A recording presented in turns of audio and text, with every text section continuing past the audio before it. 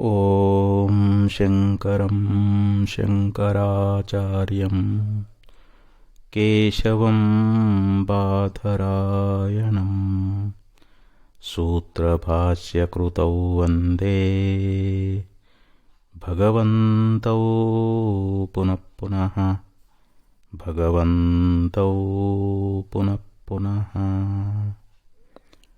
ಜಗದ್ಗುರು ಶ್ರೀಮಚ್ಛಂಕರ ಭಗವತ್ಪಾದಾಚಾರ್ಯರ, ಜಗದ್ಗುರು ಸಿದ್ಧಾರೂಢ ಮಹಾಸ್ವಾಮಿಗಳವರ, ಜಗದ್ಗುರು ಭಾರತೀ ಅಪ್ಪಾಜಿಯವರ ಪವಿತ್ರ ಚರಣಾರವಿಂದಗಳಲ್ಲಿ ಅನಂತ ಕೋಟಿ ಶಿರಸಾಷ್ಟಾಂಗ ಪ್ರಣಾಮವನ್ನು ಸಲ್ಲಿಸುತ್ತೇನೆ. ಶ್ರವಣಾಪೇಕ್ಷ ತಮ್ಮೆಲ್ಲರಿಗೂ ಅನೇಕ ಶರಣಾರ್ಥಿಗಳು. ವಿವೇಕ ಚೂಡಾಮಣಿ 292ನೇ ಶ್ಲೋಕ. ಸರ್ವಾತ್ಮನಾ ದೃಶ್ಯಮಿದಂ ಮೃಷೈವ ನೈವಾಹಮರ್ಥಃ ಕ್ಷಣಿಕತ್ವದರ್ಶನಾತ್ ಜಾನಾಮ್ಯಹಂ ಸರ್ವಮಿತಿ ಪ್ರತೀತಿಃ ಕುತೋಹಮಾದೇ ಕ್ಷಣಿಕಸ್ಯ ಸಿದ್ಧೇತ್. ಈ ಒಂದು ಶ್ಲೋಕದಲ್ಲಿ ಶ್ರೀಮಚ್ಛಂಕರ ಭಗವತ್ಪಾದಾಚಾರ್ಯರು ಈ ಅಹಂ ಪದಾರ್ಥದ ಒಂದು ವಿಚಾರವನ್ನು ಇಲ್ಲಿ ಮಾಡುವಂಥವರಾಗ್ತಾ ಇದ್ದಾರೆ. ಇಲ್ಲಿ ಪ್ರತ್ಯೇಕಾತ್ಮ ಸರ್ವದಾ ಪ್ರಕಾಶವುಳ್ಳವನಾಗಿದ್ದಾನೆ, ಸರ್ವವನ್ನು ಬೆಳಗುತ್ತಾ ಇದ್ದಾನೆ. ಅಂದರೆ ಈ ಶರೀರವನ್ನು ಅರಿತಾನೆ, ಇಂದ್ರಿಯಗಳನ್ನು ಅರಿತಾನೆ ಮತ್ತು ಅಂತಃಕರಣವನ್ನು ಪ್ರಕಾಶ ಮಾಡ್ತಾ ಇದ್ದಾನೆ. ಆತ್ಮನಲ್ಲಿರ್ತಕ್ಕಂಥ ಅರಿವು ಅದು ಸ್ವಯಂ ಆಗಿರುವಂಥದ್ದು. ಆತ್ಮ ಇನ್ನೊಂದು ಪ್ರಕಾಶವನ್ನು ಪಡೆದುಕೊಂಡು ಬೆಳಗುವಂಥವನಲ್ಲ. ಎಲ್ಲಕ್ಕೂ ಪ್ರಕಾಶ ಕೊಟ್ಟವನು ಆತ್ಮನೇ. ಈಗ ಅಂತಃಕರಣ ಅಂತಾರೆ. ಅಂತಃಕರಣ ಅಂದ್ರೆ ಅಂತಹ ಅಂದರೆ ಒಳಗ, ಕರಣ ಅಂದರೆ ಸಾಧನ. ಒಳಗಿದ್ದುಕೊಂಡು ಅರಿಲಿಕ್ಕೆ ಯಾವುದು ಸಾಧನವಾಗಿದೆಯೋ ಅದಕ್ಕೆ ಅಂತಃಕರಣ ಅಂತ ಕರೀತಾರೆ. ಅಂತಃಕರಣ ಒಂದೇ ಇದ್ದರೂ ಅದು ಮಾಡುವ ವ್ಯವಹಾರಗಳು 4 ರೀತಿಯಾಗಿದೆ. ಒಂದು ಮನಸ್ಸು, ಇನ್ನೊಂದು ಬುದ್ಧಿ, ಮತ್ತೊಂದು ಚಿತ್ತ, ಇನ್ನೊಂದು ಅಹಂಕಾರ ಅಂತ. ಅಂತಃಕರಣ ಚತುಷ್ಟಯ ಅಂತ ಕರ್ಕೊಂಡು ಬಂದರು. ಮನಸ್ಸು ಅನ್ನುವಂಥದ್ದು ಇದು ಕೂಡ ಏನದ ಅಂತಂದರೆ ವಸ್ತುಗಳನ್ನು ಅರಿಯುವಂತಹದ್ದಾಗ್ಯದ. ಯಾಕಂದರೆ ನಾವು ಮನೋಮೂಲಕವಾಗಿಯೇ ರೂಪಜ್ಞಾನ ಮಾಡ್ಕೊಳ್ತೀವಿ, ಮನಸ್ಸಿನಿಂದಲೇ ಶಬ್ದಜ್ಞಾನವನ್ನು ಮಾಡ್ಕೊಳ್ತೀವಿ, ಹಾಗೆ ಮನಸ್ಸಿನ ಮೂಲಕವಾಗಿಯೇ ಸ್ಪರ್ಶಜ್ಞಾನ ಆಗಲಿ, ಇವೆಲ್ಲ ನಮ್ಮ ಮನಸ್ಸೇ ಇಂದ್ರಿಯಗಳ ಮೂಲಕವಾಗಿ ಆಯಾ ವಿಷಯಗಳನ್ನು ಅರಿಯುವಂತಹದ್ದಾಗ್ಯದ. ಹಾಗೆ ಇಲ್ಲಿ ಬುದ್ಧಿಯೂ ಕೂಡ, ಬುದ್ಧಿಯು ಪ್ರಕಾಶ ಮಾಡಬೇಕಾಗಿತ್ತು ಅಂತಂದರೆ ವಸ್ತುವಿನ ನಿಶ್ಚಯ ಜ್ಞಾನ ಮಾಡಿಕೊಳ್ಳುವುದು ಯಾವುದು ಅಂತಂದರೆ ಬುದ್ಧಿಯೇ. ಮನಸ್ಸಿಗಿಂತಲೂ ಬುದ್ಧಿ ಸೂಕ್ಷ್ಮ. ಬುದ್ಧಿ ಎನ್ನುವಂಥದ್ದೇ ನಿರ್ಧಾರ ಮಾಡುತ್ತದೆ. ಆಮೇಲೆ ಚಿತ್ತ, ಪೂರ್ವದಲ್ಲಿ ನಾವು ನೋಡಿರ್ತಕ್ಕಂಥದ್ದು, ಅದನ್ನು ನಾವು ಸ್ಮೃತಿಗೆ ತಂದುಕೊಳ್ತೀವಿ. ಯಾಕಂದರೆ ಚಿತ್ತದಲ್ಲಿ ಅದು ಶೇಖರಣೆಯಾಗಿರ್ತದೆ. ಹಿಂದೆ ನೋಡಿದ್ದು, ಕೇಳಿದ್ದು, ಮುಟ್ಟಿದ್ದು, ಅನುಭವ ಮಾಡಿದ್ದು ಅವೆಲ್ಲವೂ ನಮ್ಮ ಸ್ಮೃತಿಯೊಳಗೆ ಅವು ಚಿತ್ತದಲ್ಲಿ ಅವೆಲ್ಲ ವಾಸನಾರೂಪವಾಗಿ, ಸಂಸ್ಕಾರೂಪವಾಗಿ ಇರ್ತಾ ಇದ್ದಾವೆ. ಮುಂದೆ ಆ ಚಿತ್ತದೊಳಗನ ಸ್ಮೃತಿ ಎನ್ನುವಂಥದ್ದು ಉಂಟಾಗ್ತದೆ.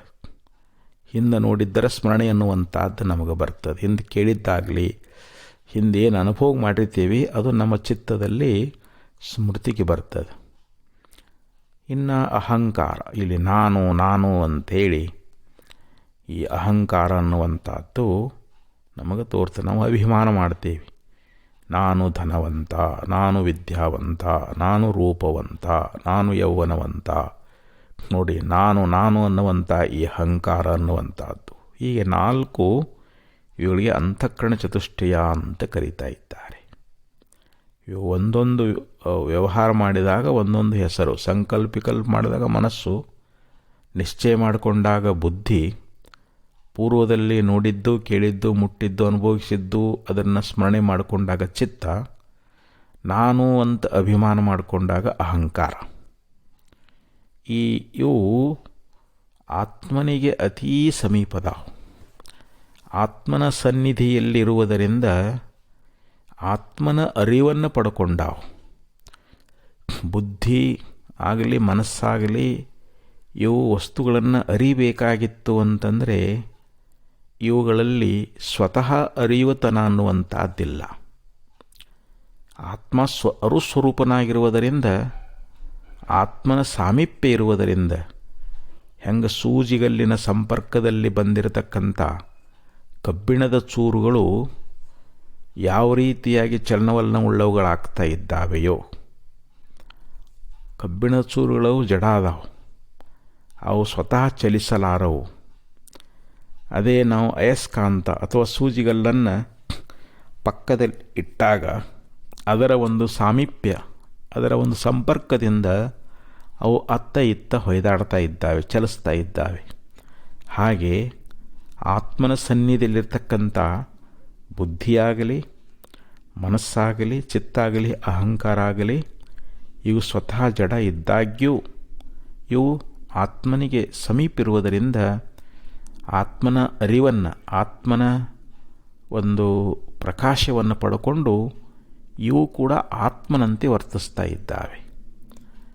ಅದಕ್ಕೆ ಇಲ್ಲಿ ಆಚಾರ್ಯ ಹೇಳ್ತಾ ಇದ್ದಾರೆ, ಇದಂ ದೃಶ್ಯಂ ಸರ್ವಾತ್ಮನ ದೃಶ್ಯಮಿದಂ ಮೃಷೈವ ಅಂತ ಹೇಳಿದರು. ಇದಂ ದೃಶ್ಯಂ ಸರ್ವಾತ್ಮನ ಮೃಷ ಏವ. ಈ ದೃಶ್ಯ ಪ್ರಪಂಚ ಅನ್ನುವಂಥದ್ದು ಸರ್ವಪ್ರಕಾರದಿಂದಲೂ ವಿಚಾರ ಮಾಡಿ ನೋಡಿದರೆ ಇದು ಮಿಥ್ಯೆಯೇ ಅಂತ ಹೇಳಿಸಿಕೊಳ್ತದೆ. ಯಾಕೆ ಅಂತಂದ್ರೆ ಕ್ಷಣಿಕತ್ವ ದರ್ಶನಾತ್, ಇದು ಕ್ಷಣಿಕವಾಗಿ ಕಂಡು ಬರ್ತದೆ ಅಂತ. ಈಗ ನಾವು ಜಾಗ್ರತಾವಸ್ಥೆಯೊಳಗೆ, ಎಚ್ಚರದೊಳಗೆ ಈ ಪ್ರಪಂಚವನ್ನು ನಾವು ಕಾಣ್ತಾ ಇದ್ದೀವಿ. ನಾಮರೂಪಾತ್ಮಕವಾದ ಪ್ರಪಂಚ ಅಂದರೆ ಇಲ್ಲಿ ಭೂಮಿಯಾಗಲಿ, ಜಲ ಆಗಲಿ, ಅಗ್ನಿಯಾಗಲಿ, ವಾಯುವಾಗಲಿ, ಆಕಾಶ ಆಗಲಿ, ಈ ಪಂಚಭೂತಗಳಿಂದ ಕೂಡಿಕೊಂಡಿರ್ತಕ್ಕಂಥ ಈ ಬ್ರಹ್ಮಾಂಡ, ಈ ಪ್ರಪಂಚ ಅನ್ನುವಂಥದ್ದು ನಮ್ಮ ಇಂದ್ರಿಯಗಳಿಗೆ ಇದು ವೇದ್ಯ ಆಗ್ತದೆ. ಕಣ್ಣಿನಿಂದ ಪ್ರಪಂಚದ ಅನೇಕ ವಸ್ತುಗಳನ್ನು ನಾವು ನೋಡ್ತಾ ಇದ್ದೀವಿ. ಯಾಕಂದರೆ ಎಲ್ಲವೂ ದೃಶ್ಯ ರೂಪವಾಗಿ ನಮಗೆ ಕಂಡು ಬರ್ತಾ ಇದ್ದಾವೆ. ಗಿಡ, ಮರ, ಬೆಟ್ಟ, ಪ್ರಾಣಿಗಳು, ಪಕ್ಷಿಗಳು, ಮನುಷ್ಯರ ಶರೀರಗಳು ಇವೆಲ್ಲವೂ ನಾವು ದೃಶ್ಯವಾಗಿ ನೋಡ್ತಾ ಇದ್ದೀವಿ. ಈ ಎಲ್ಲ ಪ್ರಕಾರದಿಂದ ವಿಚಾರ ಮಾಡಿ ನೋಡಿದರೆ ಈ ದೃಶ್ಯ ಪ್ರಪಂಚ ಅನ್ನುವಂಥದ್ದು ಇದು ಮೃಷಾ ಏವ, ಇದು ಮಿಥ್ಯನೇ ಅಂತ ಹೇಳ್ತಾ ಇದ್ದಾರೆ. ಯಾಕಂದ್ರೆ ಇಲ್ಲಿ ಕ್ಷಣಿಕತ್ವ ದರ್ಶನಾತ್, ಇದು ಕ್ಷಣಿಕವಾಗಿ ಕಂಡುಬರ್ತದೆ. ಇಲ್ಲಿ ನೋಡ್ರಿ, ಯಾಕಂದ್ರೆ ಮೊದಲು ನಮಗೆ ಎದ್ದು ಕೂಡಲೇ ಸ್ಫುರಣ ಆಗೋದೇನು ನಾನು ಅಂತ. ಈ ನಾನು ಅನ್ನುವಂಥದ್ದೇನದಲ್ಲ, ಇದು ಅಹಂಕಾರ ವಿಶಿಷ್ಟವಾಗಿ ಬರ್ತದೆ. ಇಲ್ಲಿ ಜೀವ ನಾನು ಅಂತಾನಲ್ಲ, ಆ ನಾನು ಅನ್ನೋದು ಇಲ್ಲಿ ಅಹಂಕಾರ ಅನ್ನುವಂಥದ್ದು.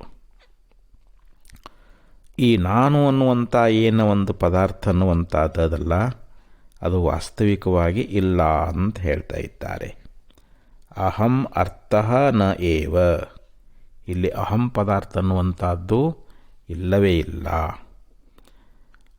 ಯಾಕಂದರೆ ಈ ಪ್ರಪಂಚ ಅನ್ನುವಂಥದ್ದೇನದಲ್ಲ, ಯಾಕಂದರೆ ಇದು ಅಹಂ ಅನ್ನುವಂಥದ್ದು ಇದು ಕ್ಷಣಿಕವಾಗಿ ಕಂಡುಬರ್ತದೆ ಅಂತ.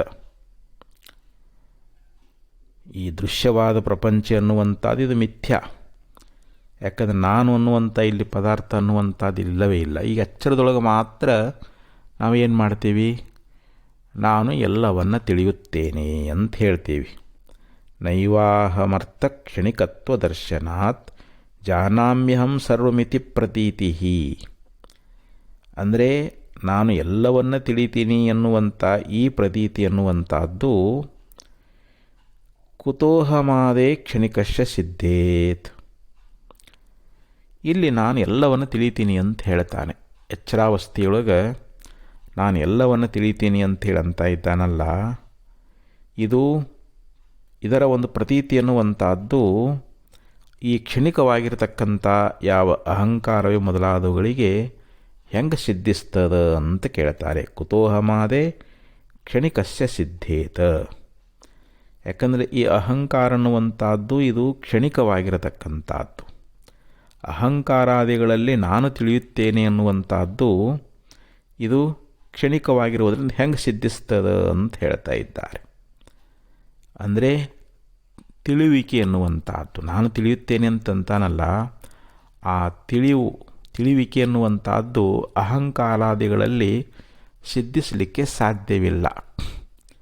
ಯಾಕೆಂದರೆ ಆ ತಿಳಿವು ಅನ್ನುವಂಥದ್ದು, ಅರಿವು ಅನ್ನುವಂಥದ್ದು ಅದು ಕೇವಲ ಆತ್ಮನಲ್ಲಿದೆ ಹೊರತು ಈ ದೃಶ್ಯವಾಗಿರತಕ್ಕಂಥ ಜಡವಾಗಿರತಕ್ಕಂಥ ಅಹಂಕಾರಾದಿಗಳಲ್ಲಿ ಸಿದ್ಧಿಸುವುದಿಲ್ಲ ಅಂತ ಅರ್ಥ ಇಲ್ಲಿ. ನಿಜವಾಗಿ ಅರಿವು ಅನ್ನುವಂಥದ್ದು ನಾವು ಬುದ್ಧಿಯಲ್ಲಿದೆ ಅಂತ ನಾವು ತಿಳ್ಕೊಂಡಿದ್ದೀವಿ. ಆದರೆ ಬುದ್ಧಿಯಲ್ಲಿ ತೋರಿರತಕ್ಕಂಥ ಈ ಅರಿವು ಅನ್ನುವಂಥದ್ದು ಕ್ಷಣಿಕ ಅಂತ. ಅದು ಬುದ್ಧಿ ಅಹಂಕಾರ ಅನ್ನುವಂಥದ್ದು, ಅಹಂಕಾರ ಆಗಲಿ ಬುದ್ಧಿ ಆಗಲಿ, ಇವು ಏನದಾವು ಜಡ ಅದಾವು. ಸ್ವರೂಪತ ವಿಚಾರ ಮಾಡಿ ನೋಡಿದ್ರೆ ಇವು ಜಡ ಅದಾವು. ಇವುಗಳಲ್ಲಿ ನಿಜವಾದ ಅರಿವು ಸ್ವಯಂ ಅರಿವು ಅನ್ನುವಂಥದ್ದು ಈ ಜಡವಾದ ಅಹಂಕಾರಾದಿಗಳಲ್ಲಿ ಇಲ್ಲ. ಆ ಸರ್ವಜ್ಞತ್ವ ಅನ್ನುವಂಥದ್ದು, ಸರ್ವವನ್ನು ತಿಳಿಯುವಂಥದ್ದು ಈ ಅಹಂಕಾರಕ್ಕೂ ಇಲ್ಲ, ಬುದ್ಧಿಯೂ ಇಲ್ಲ, ಮನಸ್ಸು ಇಲ್ಲ, ಯಾವುದಕ್ಕೂ ಇಲ್ಲವೇ ಇಲ್ಲ. ಮತ್ತು ಅದು ಎಲ್ಲಿ ಅದ ಅಂತಂದರೆ ಪ್ರತ್ಯೇಗಾತ್ಮನಲ್ಲಿ ಇದೆ. ಪ್ರತ್ಯೇಗಾತ್ಮ ಸರ್ವವನ್ನು ತಿಳಿಯುವಂಥವನಾಗಿದ್ದಾನೆ. ಆದರೆ ಇದು ಅಹಂಕಾರಾದಿಗಳಲ್ಲಿ ಕ್ಷಣಿಕವಾಗಿ ತೋರುವುದರಿಂದ ಈ ಸರ್ವಜ್ಞತ್ವಾದಿಗಳು ಅಹಂಕಾರಾದಿಗಳಿಗೆ ಇಲ್ಲ ಅಂತಲೇ ಇಲ್ಲಿ ಸಿದ್ಧ ಆಗುವಂಥದ್ದಾಗ್ತದೆ. ಅದಕ್ಕಿಲ್ಲಿ ಆಚಾರ್ಯ ಏನು ಹೇಳಿದರು ಅಂತಂದರೆ, ಸರ್ವಾತ್ಮನ ದೃಶ್ಯಮಿದಂ ಮೃಷೈವ ನೈವಾಹಮಾರ್ಥ ಕ್ಷಣಿಕತ್ವ ದರ್ಶನಾತ್. ಅಂದರೆ ಈ ದೃಶ್ಯ ಪ್ರಪಂಚ ಅನ್ನುವಂಥದ್ದು ಯಾವ ಪ್ರಕಾರದಿಂದಲೂ ಕೂಡ ನಾವು ವಿಚಾರ ಮಾಡಿ ನೋಡಿದ್ರೆ ಇದು ಮಿಥ್ಯಾನೇ ಅದ. ಯಾಕಂದರೆ ಇಲ್ಲಿ ಬುದ್ಧಿನೂ ಅಹಂಕಾರ ಚಿತ್ತು ಮನಸ್ಸು ಇವು ಎಲ್ಲ ದೃಶ್ಯದಾವೆ. ಇವು ಪ್ರಪಂಚದಲ್ಲಿ ಸೇರ್ಪಡೆ ಆಗ್ತಾ ಇದ್ದಾವೆ. ಈ ಹೊರಗಿನ ಬಾಹ್ಯ ಪ್ರಪಂಚ ಆಗಲಿ, ಮನಸ್ಸು ಬುದ್ಧಿ ಚಿತ್ತು ಅಹಂಕಾರ ಆಗಲಿ, ಇವೆಲ್ಲವೂ ಮಿಥ್ಯನೇ. ಅದಕ್ಕೆ ಇಲ್ಲಿ ನಾನು ಅನ್ನುವಂಥದ್ದೇನದಲ್ಲ, ಈ ಪದಾರ್ಥ ಅನ್ನುವಂಥದ್ದು ಇಲ್ಲಿ ಇಲ್ಲ. ನಾನು ಅಂತಂದ್ರೆ ಇಲ್ಲಿ ಅಹಂಕಾರ ಅಂತ. ಅಹಂಕಾರ ಅನ್ನುವಂಥದ್ದು ಆ ಪದಾರ್ಥ ಅನ್ನುವಂಥದ್ದಿಲ್ಲ. ಯಾಕಂದರೆ ಅದು ಕ್ಷಣಿಕವಾಗಿ ಕಂಡುಬರ್ತದೆ. ಕೇವಲ ಎಚ್ಚರಾವಸ್ಥೆಯೊಳಗೆ ಮಾತ್ರ ಇಲ್ಲಿ ಅಹಂ ಅಂದರೆ ಸ್ವಪ್ನದಲ್ಲಿಯೂ ಕೂಡ ಇರ್ತದೆ, ಅಲ್ಲಿ ನಾನು ಅನ್ನೋದಿರ್ತದೆ. ಅದು ಕ್ಷಣಿಕ. ಅದು ಯಾವುದು ಮೂರೂ ಅವಸ್ಥೆಯಲ್ಲಿರ್ತದೋ ಅದನ್ನು ನಾವು ನಿತ್ಯ ಅಂತ ಹೇಳಬೇಕಾಗ್ತದೆ. ಆದರೆ ಇಲ್ಲಿ ಅಹಂಕಾರ ಅನ್ನುವಂಥದ್ದು ಕೇವಲ ಜಾಗ್ರ ಮತ್ತು ಸ್ವಪ್ನದಲ್ಲಿ ತೋರಿ ಸುಸುಪ್ತಿಯಲ್ಲಿ ಅಡಗುವುದರಿಂದ ಅದನ್ನು ನಾವು ನಿತ್ಯ ಅಂತ ಹೇಳೋಕ್ಕಾಗಂಗಿಲ್ಲ. ಆದ್ದರಿಂದ ಇಲ್ಲಿ ನಾನು ಎಲ್ಲವನ್ನು ತಿಳಿತೀನಿ ಅನ್ನುವಂಥ ಈ ಒಂದು ಪ್ರತೀತಿ ಅನ್ನುವಂಥದ್ದೇನದಲ್ಲ, ಇದು ಕ್ಷಣಿಕವಾಗಿರ್ತಕ್ಕಂಥ ಅಹಂಕಾರವೇ ಮೊದಲಾದವುಗಳಲ್ಲಿ ಸಿದ್ಧಿಸಲಾರದು ಅಂತ ಇಷ್ಟು ಅರ್ಥವನ್ನು ಈ ಶ್ಲೋಕದಲ್ಲಿ ಆಚಾರ್ಯರು ನಿರೂಪಣೆ ಮಾಡಿಕೊಂಡು ಬಂದರು. ಮತ್ತು ಇದೇ ವಿಚಾರವನ್ನು ಮತ್ತೆ ಮುಂದಿನ ಶ್ಲೋಕದಲ್ಲಿ ಆಚಾರ್ಯ ಹೇಳ್ತಾ ಇದ್ದಾರೆ. ಅಹಂ ಪದಾರ್ಥಸ್ತ್ವಮಹಮಾದಿ ಸಾಕ್ಷಿ ನಿತ್ಯಂ ಸುಷುಪ್ತಾವಪಿ ಭಾವದರ್ಶನಾತ್ ಬ್ರೂತೆ ಹ್ಯಜೋ ನಿತ್ಯ ಇತಿ ಶ್ರುತಿ ಸ್ವಯಂ ತತ್ಪ್ರತ್ಯಗಾತ್ಮ ಸದಸದ್ವಿಲಕ್ಷಣ. ನೋಡ್ರಿ, ಈ ಒಂದು ಶ್ಲೋಕದಲ್ಲಿ ಆಚಾರ್ಯರು ಇದನ್ನು ಇನ್ನಷ್ಟು ವಿವರಣೆ ಕೊಡ್ತಾ ಇದ್ದಾರೆ. ಅಹಂ ಪದಾರ್ಥಸ್ತ್ವಮಹಮಾದಿ ಸಾಕ್ಷಿ. ಇಲ್ಲಿ ತು ಆದರೆ ಅಹಂ ಪದಾರ್ಥ. ಅಹಂ ಅನ್ನುವಂಥ ಯಾವ ಪದಾರ್ಥ ಅನ್ನುವಂಥದ್ದು ಸುಷುಪ್ತೌ ಅಪಿ ನಿತ್ಯಂ ಭಾವದರ್ಶನಾತ್, ಸುಷುಪ್ತಿಯಲ್ಲಿಯೂ ಕೂಡ ಯಾವಾಗಲೂ ಕಂಡುಬರ್ತದೆ ಅಂತ. ಇಲ್ಲಿ ಅಹಂ ಪದಾರ್ಥ ಅನ್ನುವಂಥದ್ದು, ಅಹಂ ಪದಾರ್ಥ ಅಂದರೆ ಇಲ್ಲಿ ಯಾವುದು ಪ್ರತ್ಯಗಾತ್ಮ ಅಂತ. ಈ ನಾನು ಅನ್ನುವಂಥದ್ದು, ನಾನು ಎಂಬುದರ ಲಕ್ಷ್ಯ ಯಾವುದು ಅಂದರೆ ಪ್ರತ್ಯಗಾತ್ಮ ಅಂತ. ಇಲ್ಲಿ ನಾವು ಅಹಂಕಾರ ಅಂತ ಭಾವಿಸಬಾರದು, ತಿಳ್ಕೋಬಾರದು. ಇಲ್ಲಿ ನಿಜವಾದ ಅಹಂ ಪದಾರ್ಥ ಅನ್ನುವಂಥದ್ದೇನದ ಅಂತಂದರೆ ಅಹಂಕಾರ ಮೊದಲಾದವುಗಳಿಗೆ ಅದು ಸಾಕ್ಷಿಯಾಗಿರ್ತಕ್ಕಂಥದ್ದು. ಅದು ಸಾಕ್ಷಿಯಾಗಿದ್ದುಕೊಂಡು ಅಹಂಕಾರವನ್ನು ಅರಿತದೆ, ಬುದ್ಧಿಯನ್ನು ಅರಿತದೆ, ಮನಸ್ಸು ಚಿತ್ತ ಇವುಗಳನ್ನು ಆ ಅಹಂ ಪದಾರ್ಥ ಅನ್ನುವಂಥದ್ದು ಯಾವಾಗಲೂ ಅರಿಯುವಂಥದ್ದಾಗ್ತದೆ. ಅದಕ್ಕಿಲ್ಲಿ ಅಹಂ ಪದಾರ್ಥ ಸುಷುಪ್ತೌ ಅಪಿ ನಿತ್ಯಂ ಭಾವದರ್ಶನಾತ್. ಸುಷುಪ್ತಿ ಅಂದರೆ ಗಾಢವಾದ ನಿದ್ರೆಯಲ್ಲಿ ಈ ಅಹಂಕಾರ ಆಗಲಿ ಮನಸ್ಸು ಬುದ್ಧಿ ಚಿತ್ತು ಇವು ಲಯ ಆಗಿರ್ತಾವೆ, ಇವು ಅಭಾವ ಆಗಿರ್ತಾವೆ. ಯಾಕಂದರೆ ಅಲ್ಲಿ ಅಹಂಕಾರ ತೋರೋದಿಲ್ಲ, ಮನಸ್ಸಿನ ವ್ಯಾಪಾರ ಇಲ್ಲ. ಅಲ್ಲಿ ಗಾಢವಾದ ನಿದ್ರೆಯೊಳಗೆ ನಮಗಲ್ಲಿ ಮನಸ್ಸೇನಾದರೂ ಸಂಕಲ್ಪ ಮಾಡ್ತದೇನೋ? ಇಲ್ಲ. ಮನಸ್ಸನ್ನುವಂಥದ್ದು ಸಂಕಲ್ಪವನ್ನು ಮಾಡೋದಿಲ್ಲ, ಅದು ಗಾಢವಾದ ನಿದ್ರೆಯಲ್ಲಿ. ಆದರೆ ಅಲ್ಲಿ ಅಹಂ ಅನ್ನುವಂಥ ಪದಾರ್ಥ ಅದು. ಯಾಕಂದ್ರೆ ಅಲ್ಲಿ ಜೀವ ಅಂದರೆ ಪ್ರತ್ಯೇಗಾತ್ಮ. ಜೀವ ಅಂತಂದಾಗ ಈ ಅವನಿಗೆ ನಾವು ಯಾವಾಗ ಜೀವ ಅಂತ ಕರಿತೀವಿ ಅಂತಂದರೆ ಅಂತಃಕರಣ ವಿಶಿಷ್ಟನಾದಾಗ ಅವನಿಗೆ ಜೀವ ಅಂತ ನಾವು ಕರಿತೀವಿ. ಆ ಅಂತಃಕರಣದಿಂದ ಸಾಕ್ಷಿಯಾಗಿರ್ತಕ್ಕಂಥವನೇ ಪ್ರತ್ಯೇಗಾತ್ಮ. ಇಲ್ಲಿ ಆ ನಿಜವಾಗಿರ್ತಕ್ಕಂಥ ಅಹಂ ಪದಾರ್ಥ ಅನ್ನುವಂಥದ್ದು ಏನದ ಅಂತಂದರೆ ಸುಷುಪ್ತಿಯೊಳಗೂ ಅದು ಕಂಡು ಬರ್ತದೆ ಅಂತ. ಅದು ಯಾವಾಗ ನಿತ್ಯದಲ್ಲಿ ಜಾಗ್ರದಲ್ಲಿನೂ ಅದ, ಸ್ವಪ್ನದಲ್ಲಿನೂ ಅದ, ಮತ್ತು ಗಾಢವಾದ ನಿದ್ರೆಯಲ್ಲಿನೂ ಅದ ಆ ಅಹಂ ಪದಾರ್ಥ ಅನ್ನುವಂಥದ್ದು. ಆದರೆ ಇವು ಕೇವಲ ಜಾಗ್ರ ಸ್ವಪ್ನದಲ್ಲಿ ಮಾತ್ರ ಈ ಅಹಂಕಾರ ಮನಸ್ಸುಗಳು ತೋರ್ತಾ ಇದ್ದಾವೆ ಅಂತ.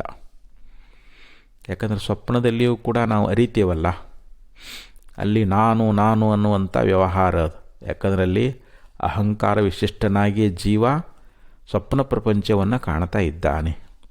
ಅಲ್ಲಿಯೂ ಕೂಡ ಮನಸ್ಸನ್ನುವಂಥದ್ದು ಅದು ಸ್ವಪ್ನದಲ್ಲಿ. ಅದು ಮನೋರಾಜ್ಯ. ಸ್ವಪ್ನ ಅಂತಂದ್ರೆ ಏನು? ಮನೋರಾಜ್ಯ ಅಂತ ಹೇಳಿಸ್ಕೊಳ್ತದೆ. ಅದಕ್ಕಂದ್ರೆ ಅವರು ತು ಅಹಂ ಪದಾರ್ಥ ಸುಷುಪ್ತೌ ಅಪಿ ನಿತ್ಯಂ ಭಾವದರ್ಶನಾತ್ ಅಹಂ ಆದಿ ಸಾಕ್ಷಿ. ಅಂದರೆ ಅಹಂಕಾರವೇ ಮೊದಲಾದವುಗಳಿಗೆ ಇಲ್ಲಿ ಸಾಕ್ಷಿಯಾಗಿರ್ತಕ್ಕಂಥದ್ದು. ಅಜಃ ನಿತ್ಯ ಇತಿ ಶ್ರುತಿ ಸ್ವಯಂ ಬ್ರೂತೆ. ಈ ಅಹಂಕಾರವೇ ಮೊದಲಾದಂಥವುಗಳಿಗೆ ಸಾಕ್ಷಿಯಾಗಿರ್ತಕ್ಕಂಥದ್ದು ಯಾವುದು? ಇಲ್ಲಿ ಅಹಂ ಪದಾರ್ಥ. ಅದು ಜಾಗ್ರ ಸ್ವಪ್ನ ಸುಷುಪ್ತಿಯಲ್ಲಿ ಮೂರೂ ಅವಸ್ಥೆಯಲ್ಲಿ ಭಾವರೂಪವಾಗಿ ತೋರಿ ಬರ್ತದೆ. ಅಂಥ ಸಾಕ್ಷಿಯಾಗಿರ್ತಕ್ಕಂಥ ಅಹಂ ಪದಾರ್ಥ ಅನ್ನುವಂಥದ್ದು ಅದು ಅಜಃ. ಅದಕ್ಕೆ ಜನ್ಮ ಅನ್ನುವಂಥದ್ದಿಲ್ಲ, ಅದಕ್ಕೆ ಜನ್ಮ ಅನ್ನುವಂಥದ್ದಿಲ್ಲ. ಮತ್ತು ನಿತ್ಯ, ಅದು ಜನ್ಮರಹಿತ ಮರಣರಹಿತ, ಅದು ನಿತ್ಯ ಅಂಥೇಳಿ ಶ್ರುತಿಗಳು ಸ್ವತಃ ಹೇಳ್ತಾ ಇದ್ದಾವೆ. ಆದ್ದರಿಂದ ತತ್ ಪ್ರತ್ಯಗಾತ್ಮ ಸತ್ ಅಸತ್ ವಿಲಕ್ಷಣ. ಅಂಥ ಪ್ರತ್ಯಗಾತ್ಮ ಇಲ್ಲಿ ಸತ್ತಿಗಿಂತಲೂ ಅಸತ್ತಿಗಿಂತಲೂ ವಿಲಕ್ಷಣ ಆಗಿರ್ತಕ್ಕಂಥವನು ಅಂತ. ನ ಸತ್ತನ್ನ ಸದುಚ್ಯತೆ ಅಂತ ಹೇಳ್ತಾರೆ. ಜ್ಞೇಯಂ ಯತ್ತತ್ ಪ್ರವಕ್ಷ್ಯಾಮಿ ಯಜ್ಞಾತ್ವಾಮೃತಮಸ್ನುತೆ ಅನಾದಿಮತ್ ಪರಂಬ್ರಹ್ಮ ನ ಸತ್ತನ್ನ ಸದುಚ್ಯತೆ. ಭಗವದ್ಗೀತೆಯಲ್ಲಿ ಭಗವಂತ ಹೇಳಿದ ಆ ಜ್ಞೇಯ ತಿಳಿಯಬೇಕಾಗಿರ್ತಕ್ಕಂಥ ವಸ್ತು ಯಾವುದು ಅನ್ನೋದನ್ನು ನಾನು ನಿನಗೆ ಉಪದೇಶ ಮಾಡ್ತಾಯಿದ್ದೀನಿ. ಯಜ್ಞಾತ್ವಾಮೃತಮಸ್ನುತೆ, ಯಾವುದನ್ನು ತಿಳ್ಕೊಳ್ಳೋದ್ರಿಂದ ನಮಗೆ ಅಮೃತತ್ವ ಪ್ರಾಪ್ತಿಯಾಗ್ತದೆ, ನಾವು ಅಮರರಾಗ್ತಾ ಇದ್ದೀವಿ, ಆ ವಸ್ತುವನ್ನು ನಿನಗೆ ಹೇಳ್ತಾ ಇದ್ದೀನಿ. ಅದು ಹೇಗಿದೆ ಅಂತಂದರೆ ಅನಾದಿಮತ್ ಪರಂ ಬ್ರಹ್ಮ, ಅದು ಅನಾದಿ ಉಳ್ಳದ್ದು, ಅದು ಪರಬ್ರಹ್ಮ ಸ್ವರೂಪ. ಮತ್ತು ಅದಕ್ಕೆ ಸತ್ತಂತಾಗಲಿ ಅಸತ್ತಂತಾಗಲಿ ಹೇಳಲಿಕ್ಕೆ ಬರಂಗಿಲ್ಲ. ಯಾಕೆ ಸತ್ ಅಂತೇವಿ ಅಂದರೆ ಅಸತ್ತಿದ್ರೆ ಅಸತ್ತಂತ ಹೇಳಕ್ಕೆ ಬರ್ತದಲ್ಲಿ. ಒಂದು ಅಸದ್ ವಸ್ತು ಇದ್ರೆ ಅದಕ್ಕೆ ವಿಲಕ್ಷಣವಾಗಿ ಒಂದು ಸತ್ತದ ಅಂತ ಹೇಳಕ್ಕೆ ಬರ್ತದೆ. ವಿಚಾರ ಮಾಡಿ ನೋಡಿದರೆ ಆ ಇರುವಂಥ ಪರಬ್ರಹ್ಮ ಸ್ವರೂಪ ಅದು ಅಖಂಡವಾಗಿ ಒಂದೇ ಅದು. ಅದರಲ್ಲಿ ಮಾತುಗಳು ಇಲ್ಲವೇ ಇಲ್ಲ. ಅಲ್ಲಿ ಇನ್ನೊಂದು ಅಸತ್ತನ್ನುವಂಥದ್ದು ಕೂಡ ಇಲ್ಲವೇ ಇಲ್ಲ. ಆದ್ದರಿಂದ ಅದಕ್ಕೆ ಸತ್ತಂತಾಗಲಿ ಅಸತ್ತಂತಾಗಲಿ ಹೇಳಲಿಕ್ಕೆ ಬರುವುದಿಲ್ಲ ಅಂತ ಅಲ್ಲಿ ಭಗವದ್ಗೀತೆಯಲ್ಲಿ ಹೇಳಿಕೊಂಡು ಬರ್ತಾ ಇದ್ದಾರೆ. ಹಾಗೆ ಇಲ್ಲಿ ನಿಜವಾಗಿರ್ತಕ್ಕಂಥ ಅಹಂ ಪದಾರ್ಥ ಅನ್ನುವಂಥದ್ದು ಅಹಂಕಾರ ಮೊದಲಾದವುಗಳಿಗೆ ಸಾಕ್ಷಿಯಾಗಿರುವುದರಿಂದ ಅದು ನಿತ್ಯನೂ ಆದ ಮತ್ತು ಸುಸುಪ್ತಿಯಲ್ಲಿ ಕೂಡ ಇರುವುದು ನಮಗೆ ಕಂಡು ಬರುತ್ತದೆ. ಅದಕ್ಕೆ ಒಂದು ಶ್ರುತಿ ಪ್ರಮಾಣವನ್ನು ಕೊಟ್ಟು ಇಲ್ಲಿ ಹೇಳಿದರು. ಇಲ್ಲೇನಂತ ಹೇಳಿದರು? ಅಜೋ ನಿತ್ಯ ಇತಿ ಶ್ರುತಿ. ಶ್ರುತಿ ಎನ್ನುವಂಥದ್ದು ಅಂದರೆ ಕಠೋಪನಿಷತ್ತಿನಲ್ಲಿ ಯಮಧರ್ಮ ನಚಿಕೇತನನ್ನು ಕುರಿತು ಬೋಧ ಮಾಡುವಾಗ ನ ಜಾಯತೆ ಮ್ರಿಯತೆ ವಾ ವಿಪಶ್ಚಿನ್ ನಾಯಂ ಕುತಶ್ಚಿನ್ನ ಬಭೂವ ಕಶ್ಚಿತ್ ಅಜೋ ನಿತ್ಯ ಶಾಶ್ವತೋಯಂ ಪುರಾಣೋ ನ ಹನ್ಯತೆ ಹನ್ಯಮಾನೇ ಶರೀರೇ. ನೋಡಿ, ಭಗವಂತನು ಇದು ಆ ಕಠೋಪನಿಷತ್ತಿನಲ್ಲಿ ಯಮಧರ್ಮ ಅನ್ನುವಂಥವನು ಈ ಒಂದು ಪ್ರತ್ಯೇಗಾತ್ಮದ ವಿಚಾರವಾಗಿ ಹೇಳ್ತಾ ಇದ್ದಾನೆ. ಅಂದರೆ ನಜಾಯತೆ, ಇಲ್ಲಿ ವಿಪಶ್ಚಿತ್ ಅಂದ್ರೇನು? ನಿತ್ಯ ಜ್ಞಾನ ಸ್ವರೂಪನಾಗಿರ್ತಕ್ಕಂಥ ಯಾವ ಆತ್ಮದಾನಲ್ಲ ಅವನು ನಜಾಯತೆ, ಅವನು ಯಾವತ್ತೂ ಜನ್ಮವನ್ನು ಪಡೆಯುವುದಿಲ್ಲ. ಆತ್ಮ ಯಾವತ್ತೂ ಹುಟ್ಟಿಲ್ಲ, ಅವನು ಹುಟ್ಟೋದೇ ಇಲ್ಲ ಅಂತ. ನ ಮ್ರಿಯತೆ, ಮತ್ತು ಮರಣವೂ ಕೂಡ ಅವನಿಗಿಲ್ಲವೇ ಇಲ್ಲ. ಯಾಕೆ? ಆತ್ಮನಿಗೆ ಹುಟ್ಟು ಹೇಳಿದ್ರೆ ನಾವು ಮರಣವನ್ನು ಹೇಳಬೇಕಾಗ್ತದೆ. ಆದರೆ ಅವನಿಗೆ ಹುಟ್ಟೇ ಇಲ್ಲ ಅಂತಂದ ಬಳಿಕ ಮರಣವೂ ಕೂಡ ಇಲ್ಲ. ಅಯಂ ನ ಸ್ವಯಂ ಕುತಶ್ಚಿತ್ ಅಂದರೆ ಅವನು ಸ್ವತಃ ಆತ್ಮ ಅನ್ನುವಂಥವನು ಯಾವುದರಿಂದಲಾದರೂ ಕೂಡ ಆಗ್ತಾನೇನು, ಮತ್ತೊಂದು ಯಾವುದೋ ವಸ್ತುವಿಂದ ಆತ್ಮ ಆಗ್ತಾನೇನು ಅಂತಂದರೆ ಇಲ್ಲ. ಕಶ್ಚಿತ್ ಬಭೂವ, ಮತ್ತು ಇಂಥದ್ರಿಂದ ಆಗ್ತಾನನ್ನೋದು ಲೋಕದಲ್ಲಿ ನಮಗೆ ಕಂಡು ಬರುವುದಿಲ್ಲ. ಆದ್ದರಿಂದ ಅವನು ಮತ್ತೊಂದರಿಂದ ಉಂಟಾಗಿದ್ದಾನೆ ಅಂತ ಹೇಳಲಿಕ್ಕೆ ಬರಂಗಿಲ್ಲ. ಅಂದರೆ ಕಾರ್ಯಕಾರಣರಹಿತನಾಗಿದ್ದಾನೆ ಅಂತ. ಅವನು ಯಾವುದಕ್ಕೆ ಕಾರ್ಯನೂ ಆಗಂಗಿಲ್ಲ ಮತ್ತು ಕಾರಣವೂ ಕೂಡ ಆಗೋದಿಲ್ಲ ಅಂತ. ಅದಕ್ಕೆ ಕಶ್ಚಿತ್ ಬಭೂವ. ಆ ಬಳಿಕ ಅಯಂ ಅಜಃ ನಿತ್ಯ ಶಾಶ್ವತಃ, ಮತ್ತು ಈ ಆತ್ಮ ಜನ್ಮರಹಿತನಾಗಿದ್ದಾನೆ, ನಿತ್ಯನಾಗಿದ್ದಾನೆ ಮತ್ತು ಯಾವಾಗಲೂ ಏಕರಸರೂಪನಾಗಿದ್ದಾನೆ. ಅವನು ಶಾಶ್ವತನಾಗಿದ್ದಾನೆ. ಪುರಾಣ, ಮತ್ತು ಅವನು ಪುರಾತನಾಗಿದ್ದಾನೆ. ಅಂದರೆ ಅವನಿಗೆ ಕ್ಷಯ ವೃದ್ಧಿ ಅನ್ನುವಂಥದ್ದಿಲ್ಲ. ಅದು ಕ್ಷೀಣ ಆಗುವುದಾಗಲಿ ವೃದ್ಧಿಯಾಗುವುದಾಗಲಿ ಇದು ಆತ್ಮನಲ್ಲಿ ಇಲ್ಲ. ಶರೀರೇ ಹನ್ಯಮಾನೇ ನ ಹನ್ಯತೆ, ಈ ಶರೀರ ಅನ್ನುವಂಥದ್ದು ಇದು ಯಾವುದರಿಂದಲಾದರೂ ನಾಶ ಆದ್ರೂ ಕೂಡ ಈ ಆತ್ಮ ಇವು ನಾಶ ಆಗ್ತಾನೇನು ಅಂತಂದರೆ ಅವನು ನಾಶ ಆಗಂಗಿಲ್ಲ ಅಂತ. ಆತ್ಮನಿಗೆ ನಾಶ ಅನ್ನುವಂಥದ್ದಿಲ್ಲ. ಅದಕ್ಕೆ ಭಗವದ್ಗೀತೆಯಲ್ಲಿ ಭಗವಂತನು ಕೂಡ ಹೇಳ್ಕೊಂಡು ಬಂದ ನೋಡ್ರಿ, ನ ಜಾಯತೆ ಮ್ರಿಯತೆ ವಾ ಕದಾಚಿತ್ ನಾಯಂ ಭೂತ್ವಾ ಭವಿತಾ ವಾ ನ ಭೂಯಃ ಅಜೋ ನಿತ್ಯ ಶಾಶ್ವತೋಯಂ ಪುರಾಣೋ ನ ಹನ್ಯತೆ ಹನ್ಯಮಾನೇ ಶರೀರೇ. ಇದೇ ಉಪನಿಷತ್ತಿನ ಮಂತ್ರದ ಅಭಿಪ್ರಾಯ ಅನ್ನುವಂಥದ್ದನ್ನು ಭಗವಂತನೂ ಕೂಡ ಈ ಆತ್ಮ ಯಾವುದರಿಂದಲೂ ಯಾವುದೇ ಕಾಲದಲ್ಲಿ ಇವನು ಜನ್ಮಿಸುವುದಿಲ್ಲ ಮತ್ತು ಮರಣ ಹೊಂದುವುದಿಲ್ಲ, ಇವನು ಯಾವುದರಿಂದಲೂ ಕೂಡ ಉತ್ಪತ್ತಿಯಾಗಿಲ್ಲ ಅಂತೇಳಿ ಹೇಳ್ಕೊಂಬಂದಿದ್ದಾರೆ. ಅಜನ್ಮ, ನಿತ್ಯ, ಸನಾತನ, ಪುರಾತನ ಅಂಥೇಳಿ ಈ ಪ್ರಕಾರವಾಗಿ ಗೀತೆಯಲ್ಲಿಯೂ ಕೂಡ ಭಗವಂತ ಹೇಳಿದ್ದಾನೆ.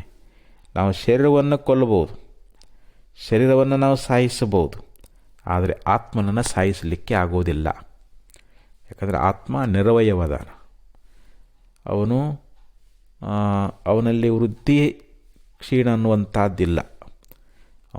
ಬೆಳೆಯುವುದಾಗಲಿ ಅಥವಾ ಕ್ಷೀಣ ನಾಶ ಆಗೋದಾಗಲಿ ಇವು ಯಾವ ಆತ್ಮನಲ್ಲಿ ಇಲ್ಲವೇ ಇಲ್ಲ ಅಂಥೇಳಿ ಹಿಂಗೆ ಕಠೋಪನಿಷತ್ನಲ್ಲಿ ನಮಗೆ ಪ್ರಮಾಣ ಕೊಟ್ಟು ಉಪದೇಶ ಮಾಡಿಕೊಂಡು ಬರುವಂಥವರಾಗಿದ್ದಾರೆ. ಅದಕ್ಕೆ ಇಲ್ಲಿ ಈ ಶ್ಲೋಕದಲ್ಲಿ ಆಚಾರ್ಯ ಇಲ್ಲಿ ಏನು ಹೇಳಿದರು ಅಂತಂದರೆ, ಇಲ್ಲಿ ನಿಜವಾಗಿ ಅಹಂ ಪದಾರ್ಥ ಅನ್ನುವಂಥದ್ದು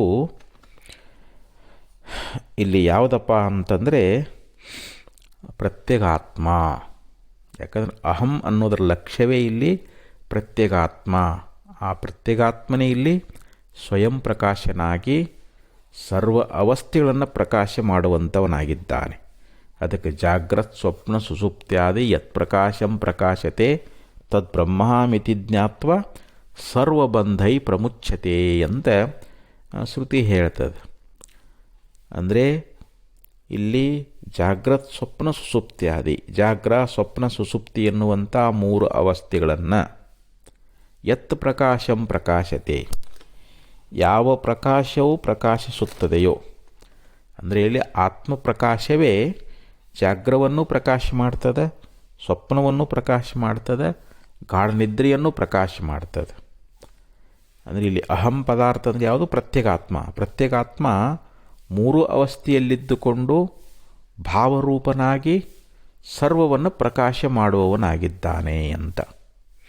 ಎಲ್ಲವನ್ನು ಪ್ರಕಾಶ ಮಾಡುವವನು ಯಾರು ಅಂತಂದರೆ ಇಲ್ಲಿ ಆತ್ಮನೇ ಆಗಿದ್ದಾನೆ ಅಂಥೇಳಿ. ಆದ್ದರಿಂದ ಇಲ್ಲಿ ಅಹಂ ಪದಾರ್ಥ ಅನ್ನುವಂಥದ್ದು ಅಹಂಕಾರವೇ ಮೊದಲಾದವುಗಳಿಗೆ ಸಾಕ್ಷಿಯಾಗಿರುವಂಥದ್ದು. ಅಹಂ ಪದಾರ್ಥಸ್ತು ಅಹಮಾದಿ ಸಾಕ್ಷಿ ನಿತ್ಯಂ ಸುಸುಪ್ತೌ ಅಪಿ ಭಾವದರ್ಶನಾತ್. ಯಾಕಂದರೆ ನಿರಂತರವಾಗಿ ಯಾವಾಗಲೂ ಸುಸುಪ್ತಿಯಲ್ಲಿಯೂ ಕೂಡ ಇರುವಂಥದ್ದು ನಮಗೆ ಕಂಡು ಬರ್ತದೆ. ನಮ್ಮ ಅನುಭವದಲ್ಲಿ ಏನದ, ಅಲ್ಲಿ ಅಹಂ ಪದಾರ್ಥ ನಾನು ಅನ್ನುವಂಥದ್ದು ಏನದಲ್ಲ, ಅಲ್ಲಿ ಆತ್ಮ ಸುಸುಪ್ತಿಯೊಳಗೂ ಅದಾನಂತ. ಸುಸುಪ್ತಿಯೊಳಗೂ ಕೂಡ ಸುಸುಪ್ತಿಯನ್ನು ಪ್ರಕಾಶ ಮಾಡ್ತಾನೆ. ಆ ಜೀವ ಸುಸುಪ್ತಿಯೊಳಗೆ ಪ್ರತಿಬಿಂಬ ರೂಪವಾಗಿರ್ತಕ್ಕಂಥ ಪ್ರತಿಬಿಂಬಾನಂದವನ್ನು ಅನುಭವ ಮಾಡ್ತಾ ಇದ್ದಾನೆ. ಆ ಅವಿದ್ಯಾವೃತ್ತಿಯೊಳಗೆ ಪ್ರತ್ಯೇಗಾತ್ಮನ ಒಂದು ಆನಂದವೇ ಅಲ್ಲಿ ಹೊಳತು ತೋರಿಯದು. ಆ ಪ್ರತಿಬಿಂಬಾನಂದವನ್ನು ಅಲ್ಲಿ ಜೀವ ಅನುಭವಿಸ್ತಾ ಇದ್ದಾನೆ. ಯಾಕೆ ಎದ್ದ ಮೇಲೆ ಏನು ಹೇಳ್ತಾನೆ? ನಾನು ಸುಖವಾಗಿ ಮಲಗಿದ್ದೆ, ಏನೊಂದನ್ನು ಅರಿಯಲಿಲ್ಲ ಅಂತ ಹೇಳ್ತಾನೆ. ಸುಖವಾಗಿ ಮಲಗಿದ್ದೆ ಅಂತ ಹೇಳಬೇಕಾದ್ರೆ ಅಲ್ಲಿ ಜೀವ ಆ ಆನಂದವನ್ನು ಅನುಭವ ಮಾಡಿದಾನೆ. ಯಾವುದು? ಪ್ರತಿಬಿಂಬ ಆನಂದವನ್ನು ಅನುಭವ ಮಾಡಿದಾನೆ. ಏನೊಂದು ಅರಿಯಲಿಲ್ಲ ಅನ್ನೋದರಿಂದ ಅಲ್ಲಿ ಅವಿದ್ಯೆಯ ಆವರಣ ಅನ್ನುವಂಥದ್ದು, ಅಲ್ಲಿ ಅಜ್ಞಾನವೂ ಕೂಡ ಅದ ಅಂತ. ಅದಕ್ಕೆ ಇಲ್ಲಿ ಪ್ರತ್ಯೇಗಾತ್ಮ ಮೂರೂ ಅವಸ್ಥೆಗಳಲ್ಲಿದ್ದುಕೊಂಡು ಸದಾ ಅಂತಃಕರಣವನ್ನು, ಮನೋಬುದ್ಧಿಯಾದಿಗಳನ್ನು, ಮನಸ್ಸು ಬುದ್ಧಿಚಿತ್ತು ಅಹಂಕಾರ ಇವೆಲ್ಲವನ್ನು ಅರಿಯುವುದರಿಂದ ಇಲ್ಲಿ ಆತ್ಮ ನಿತ್ಯನಾಗಿದ್ದಾನೆ. ಅದಕ್ಕೆ ಶ್ರುತಿ ಪ್ರಮಾಣ ಜನ್ಮರಹಿತನಾಗಿರ್ತಕ್ಕಂಥವನು, ನಿತ್ಯನಾಗಿರ್ತಕ್ಕಂಥವನು ಅಂಥೇಳಿ ಕಠೋಪನಿಷತ್ತಿನ ಒಂದು ಶ್ರುತಿ ಪ್ರಮಾಣವನ್ನು ಕೊಟ್ಟು ಇಲ್ಲಿ ನಮಗೇನು ಹೇಳಿದರು? ತತ್ಪ್ರತ್ಯೇಗಾತ್ಮ ಸದಸದ್ವಿಲಕ್ಷಣ. ಆ ಪ್ರತ್ಯೇಗಾತ್ಮ ಈ ಸ್ಥೂಲ ಮತ್ತು ಸೂಕ್ಷ್ಮಗಳಿಗಿಂತಲೂ ಭಿನ್ನವಾಗಿದ್ದಾನೆ.